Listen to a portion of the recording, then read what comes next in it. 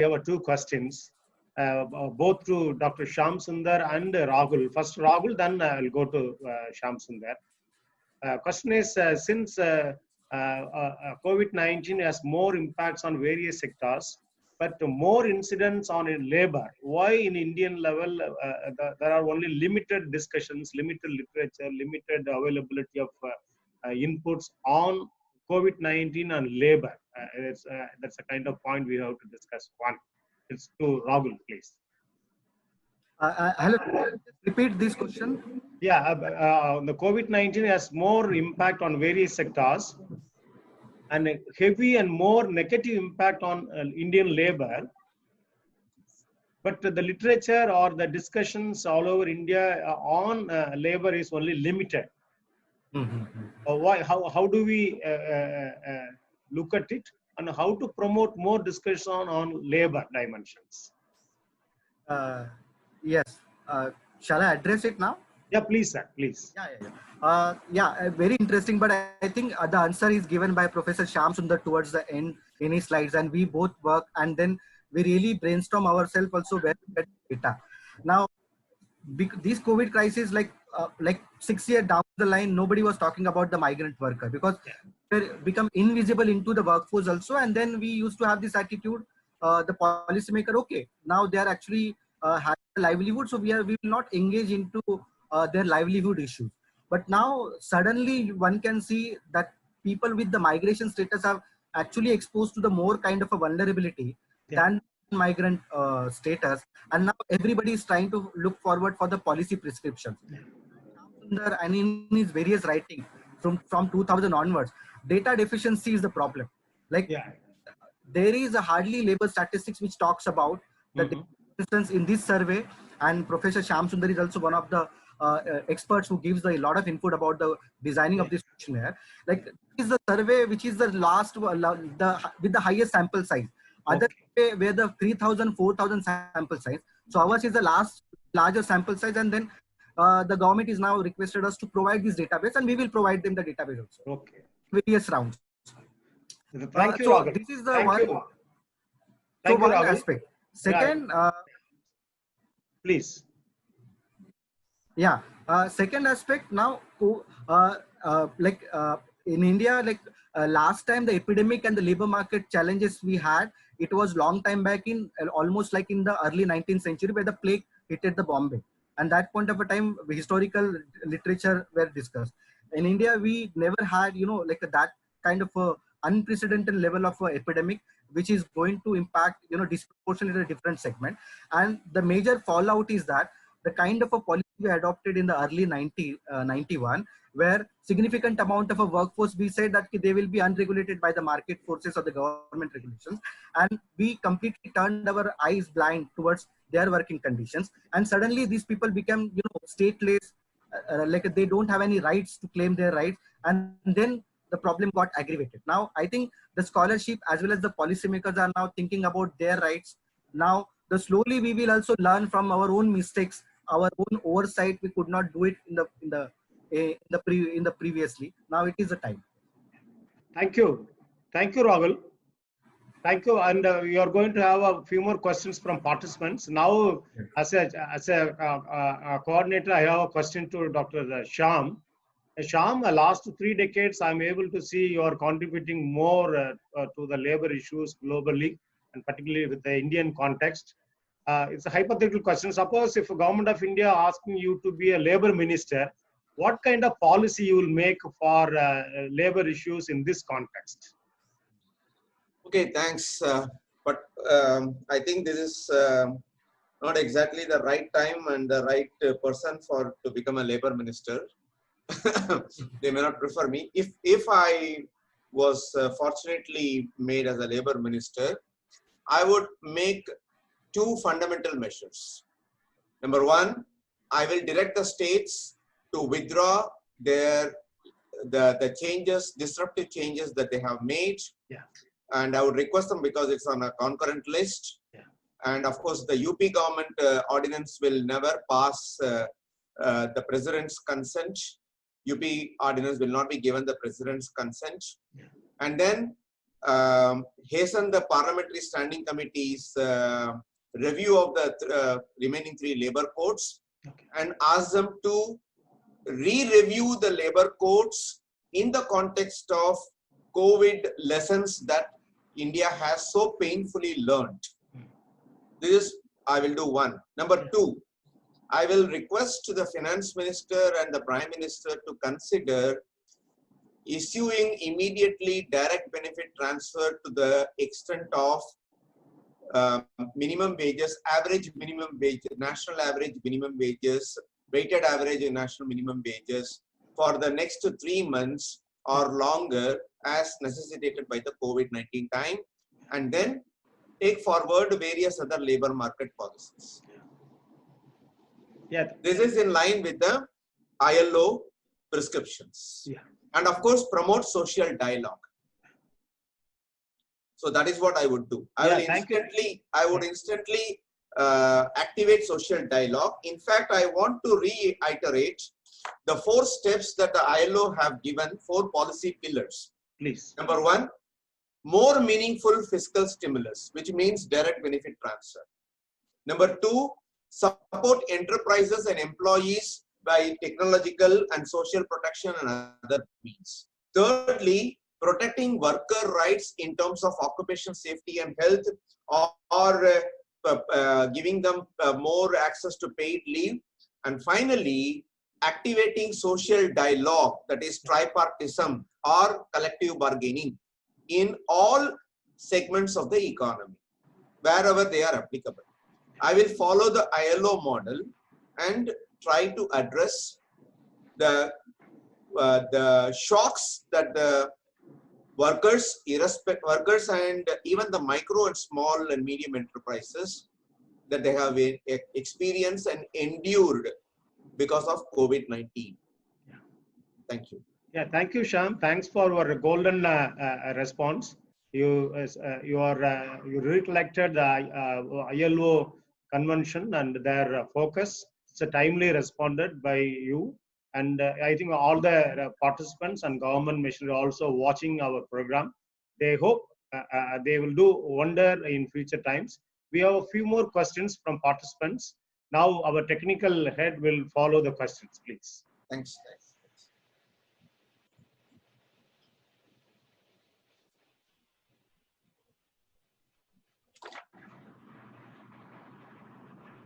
Sir, I have few questions and the participants have raised their hands. I am unmuting themselves so that they will be asking the questions directly. And I have Tarun Kumar. Madam, we can't hear you. Sir, is it okay? Can you hear? Yeah, no. Yeah, we can hear. Sir, actually some participants have raised their hands. The first question I can make Mr.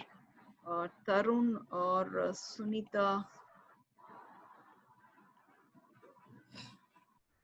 And a few questions are there in the chat also.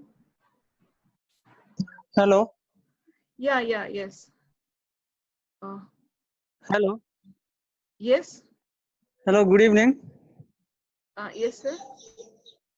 Pankaj. Yes, madam. Good evening, ma'am. Yeah, good evening, sir. You can ask your questions. I have one question. Ma'am, how much I want to ask one question that how labor issue go up after COVID-19? Hello. Hello, can you come again? Can you repeat your question? Sir, I want to ask how labor issue go up on a larger scale after COVID-19 pandemic. Okay. Can I answer, madam? Yes, sir. Yes, you can answer. Yeah, so the question is good in the sense that the labor question has just only begun with the COVID. As Dr. Rahul Sapkal has demonstrated through his empirical data sets and me with the policy data sets that during COVID-19, the labor welfare has not been adequately taken care of or not even addressed for being taken care of. COVID-19 has in fact given a new twist to the policy debate on labor, and ironically, labor issues will assume far greater importance than they were given in the earlier periods. For example, now the state governments have started to register the migrant workers, creating a database, do skill mapping. Similarly, the central government has announced that they will start introducing the process of issuing smart registration, portable registration cards to the unorganized workers. And also the finance minister has assured the nation that one nation, one ration card is being implemented on a gradual basis, which will see completion by March 31st, 2021.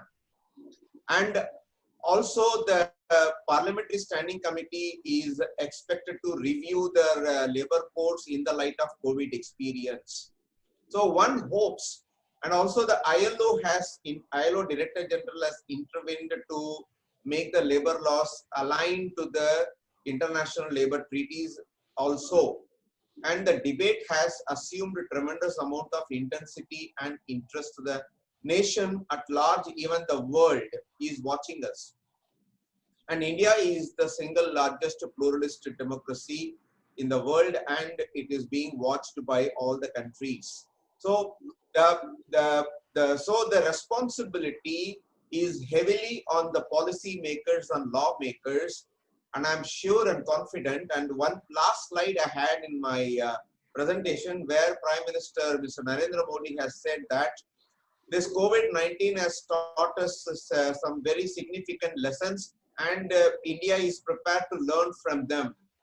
And if the Prime Minister of India is making such an assurance, and I would appeal to the Prime Minister and also to the various lawmakers that we have the United Nations body, the International Labour Organization, we have trade unions, we have employers organizations. So two kinds of consultations could be done, three kinds rather. One is the social dialogue with the tripartite mechanism, and secondly, taking the technical cooperation, help, assistance from the ILO, and thirdly, the government could constitute several experts committee in order to advise them. So labor issues have been revived, and it has assumed tremendous interest. Though this, through COVID, one would not have wanted the informal workers to come on the mainstream, but whether we like it or not, they have come onto the mainstream. And as concerned academic community, we hope they get the deserved policy attention and responses along the lines prescribed by various organizations like United Nations and ILO. Thank you. Sir? I have unmuted Sunita Vinod. Hello, can you hear me? Yes, ma'am, we can hear you. You can raise your question. I'm Sunita, faculty of American College. My question is to Professor Dr. Shyam Sundar. Yes, madam. Sir, I would like to know more about code on wages, sir. Even though it is not being fully implemented, will it have will it really have a positive impact on the newly arising issues related to labor, sir? Thank you very much, madam. It's a very interesting question, and I'm happy that students of American College are following the labor law reforms process very keenly.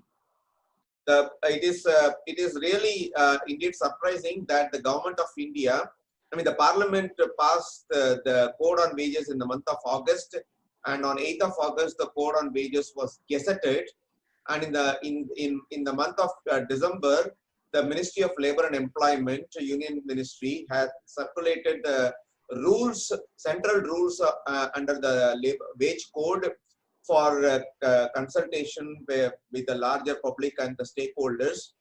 But for two reasons, the code on wages has not been given effect.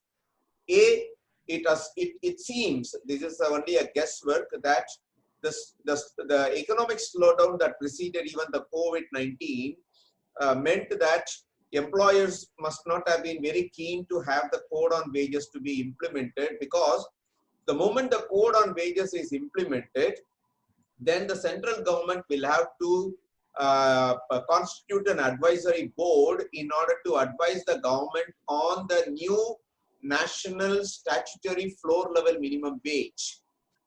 And the labor minister indicated the national floor level minimum wage to be 179 in one of his casual remarks. But if the expert committee is constituted and if one went by the rules, the national floor level minimum wage could be anywhere between 200 to 240 rupees. Then after the national floor level minimum wage is given, then zonal level floor level statutory floor level wages and the state level minimum wages would have to be announced. All these would mean minimum wages could be anywhere between 300 rupees to and 300 and 400 rupees depending on the state governments. So all this means that minimum wages, statutory minimum wages, will witness a considerable spike. Though several state governments have already crossed 300 rupees minimum wages, average minimum wages, but the minimum wages would witness an increase. And the code on minimum wages, as you all of you will recall, has universalized. That is, it is applicable to all workers who are in the wage relationship, employment relationship. That means the unorganized sector workers who are in the wage employment to the organized sector workers who are in the wage employment, all will benefit from the minimum wage, and it is a statutory minimum wage. So it becomes a legal right. So this will increase the welfare if it is implemented. Even if it is not implemented, the trade unions or workers could have access to the judiciary.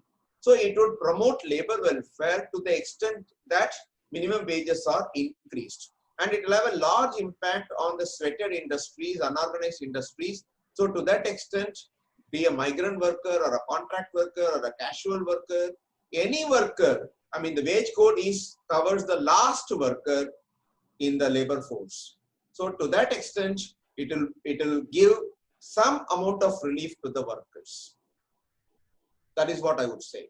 But a lot more needs to be done in order to improve the labor welfare. But wage code will provide the basis for building more labor rights.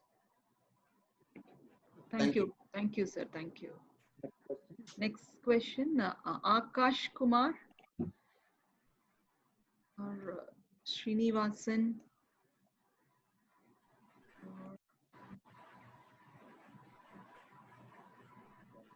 No, they are not. So there are so many questions in the chat box. Can I read it, sir? Yes, madam, you can read and tell to whom they are, Yes, so that we can take down all of and give a collective reply. Okay. Is that fine, Professor Muthraj? Yeah. Yes. I mean, There's a question from Prabhakar. Whether of agriculture labors are safe now since the farming work have started, whether agriculture labors are safe, like that they have asked. So please indicate to whom it is addressed. Hello? Hello, Mr. Sagbal? Yeah, I can give. The question is from Prabhakar. The status of agricultural laborers in the context of COVID-19. Already farming sector in the SIC as a SIC unit. It is an ICU. How we can protect agricultural laborers in this context? That's a question raised, Mr. Prabhakar. Please. Now.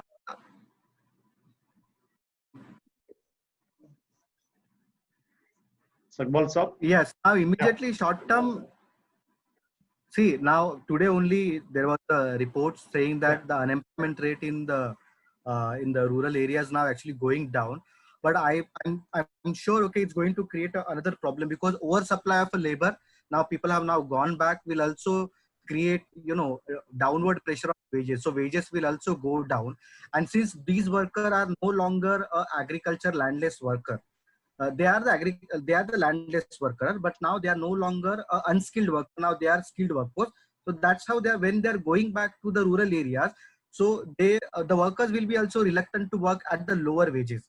So here we are going to have another problem where the disguised unemployment rate will also increase. And disguised unemployment rate where in the household, if the male worker who is a high skilled worker and who is not getting a job at the skill level which he possesses, or the kind of a minimum kind of jobs or the salary he expects or the wages he expects, then this is going to create undue pressure on the women workforce and the kids in the family, because that they will be pushed to work and they will be pushed to move outside their household and their work. So that's the one implication one can see. Another implication is that not all the work not all the data, especially in the NREGA, the households, now there is an adequate amount of jobs are there. And if the adequate amount of a job is not there, then it's again going to create a problem where undue pressure on to the total amount of a land cultivable will also reduce down the marginal product that worker can actually get, or the owner of the land can get, will also reduce. So unnecessarily increasing the cost, you prefer not to employ too much amount of worker also. Also see which are the states which have actually the highest number of worker. For instance, me and Shyam Sundar sir was actually working on the census data, and we have noticed that the states which have actually reformed made changes into the labor law at these states also has the highest number of interstate migrant worker. These state also has the lowest number of industrial production. That's why people were migrating. Now states really need to invest their resources in terms of reviving the existing economy or reviving the existing factory setup so that they can provide more and more job. So whether the state will do it, that's another question. So in terms of the rural worker, they will be insulated from the COVID-19. No, in the short term, they might feel, little bit of kind of employed, because the Rabi season is coming already. It's already on. So people who have a little bit of access to the land, they can survive. But people who do not have access to the farmer, they're the landless agriculture worker, they are going to suffer a lot, because already we have seen that they have lost a job in the rural urban areas. They don't have access to the social security. And then even if they are going back with the skill set, if they are not getting a skill, the kind of a job they expect, so that will also going to create a pressure on the household. Okay. Thank you, Ram. Thank you. And we have a more number of questions. Because of time constraint, we are going to have only last question addressed to Dr. Shyam. The question is, Government of India is making a policy, making India to... We are not able to hear you. Dr. Shyam, are you able to hear me? Now I'm able to hear you. Yes. We have a more number of questions. Because of time constraint, we are giving only one question as a last question. It is addressed to Dr. Shyam. The question is, Okay. the Government of India is having a policy like Make in India into Self-Reliant India through attracting more FDI. When you are going for more FDI, how labor rights, how labor law can be protected? That's a question raised by one participant. Please. Right. In fact, this is the question that hits the debate on its head. Many of the, for example, the MP and the UP labor law changes have been done on the pretext that, in fact, the India business, the industry lobby and lawmakers have argued that corporations that are vacating China should be attracted to India.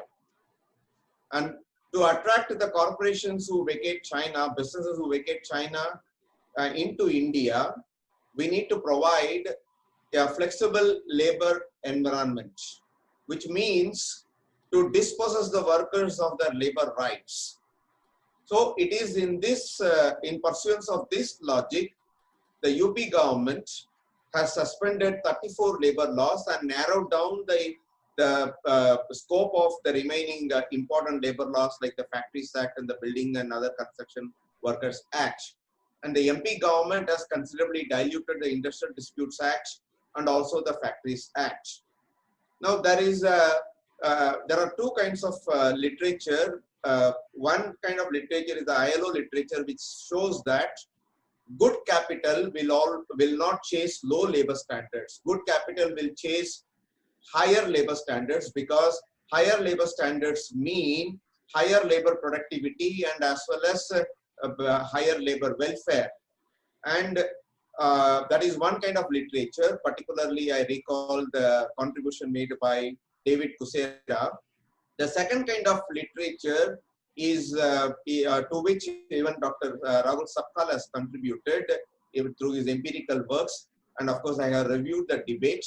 It all very clearly shows that to attract foreign direct investment into India, we need to ask questions on what are the primary obstacles that business people who want to set up shops in India face. The 2014 World Bank survey showed that it is the product market issues, the contract enforcement issues, the infrastructure related issues, energy supply issues, or even the corruption, administrative corruption issues to be far more dominant than the labor laws posing rigidities. Now, the corruption that is arising out of labor administration and inspection has been largely solved because there is a considerable amount of liberalization of labor inspection across all states. In fact, many states have even developed self-certification, third-party auditing, etc. So labor administration is no longer powerful enough to ask for compromising payments. Then corruption lies with other departments like income tax or excise duty if it exists at the state level, or municipal tax and other. So to kind of summarize this the debate, that a very cautious answer to the entire relationship between labor regulation and its impact on investment, growth and employment, all that one could say is that there is no conclusive evidence to support that labor regulations, trade unions and collective bargaining discourage foreign investment from coming in. At the same time, there could be some reforms that could take place in order to increase the ease of doing business without compromising on the labor rights. But the prevailing mood and the industry, given the industry's access to the political establishment, the misplaced view that labor laws are tough, and Dr. Rahul Sapkal has shown, Dr. Rahul Sapkal and other economists like Fernax have shown that if one factors in enforcement, the degree of enforcement, labor laws which apparently read tough on paper, in fact, in reality is not tough. That is the distinction between de facto and de jure. So labor laws are not tough, but they are seen to be tough. And that is why the industry lobby like TeamLease Federation, Confederation of Indian Industry, FICCI, and all these employees lobby tell the government there are 44 labor laws, 150 state labor laws, 40,000 compliances. Then the government of India has, and the state governments have done so many administrative reforms, are they useless? Are they not reflecting in reality? So the labor regulation debate has been guided more by the industry views rather than by a balanced perspective that can be seen. So to say in a nutshell that while labor regulations are not a threat to foreign direct investment, but the kind of lobbying that is done create a make-believe world for lawmakers that labor regulations are an obstruction. Therefore, we need to reform labor laws, offer labor flexibility, and thereby dilute labor rights, which is not the correct thinking process or policy making process. Thank you. Yeah, thank you, Shyam. And really, I must thank Shyam for our constructive response. We have an official vote of thanks, and there are some announcements. Before that, on behalf of American College and on behalf of department and my personal behalf, I must thank Dr. Shyam and Rahul for a wonderful global quality presentation.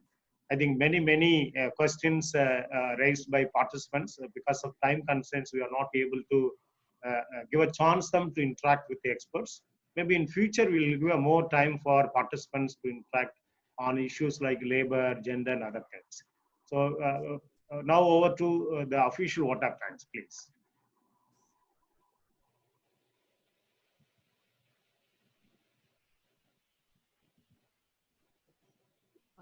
Thank you, sir. We had a wonderful webinar on the current issue. Now I request Dr. Jebaraj sir, Assistant Professor of Economics Department, to propose vote of thanks.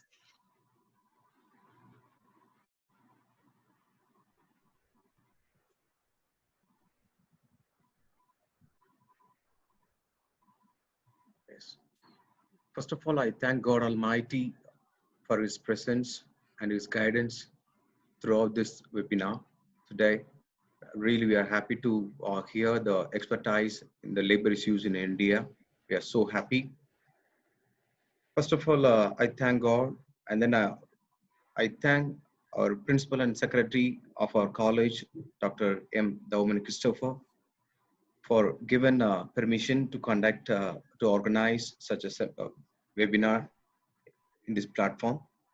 And then I wholeheartedly thank our PG HOD, Dr. C. Muthuraja sir, for his encouragement and connectivity throughout this nationwide expertise in the field of various areas. Really, we thank from the bottom of our heart. And then we thank the expertise, those who come from XLRI and Tata Institute of Social Sciences, Dr. K.R. Shyam Sundar and Dr. Rahul Suresh Sabkar for your valuable and effective presentation on labor issues in India. Really, we are informed, we are encouraged, and we received many things from your points, sir. Well taken. Thank you so much, sir, from your desk.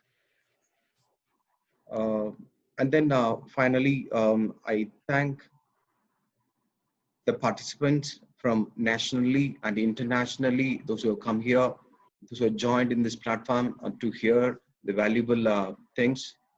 And then I thank Dr. Shabnam, the technical coordinator for this entire webinar. We thank from our heart. And then we thank our faculty and friends, and then the webinar team for this, the whole day they worked for this. Really, we thank each and everyone. Thank one and all present here.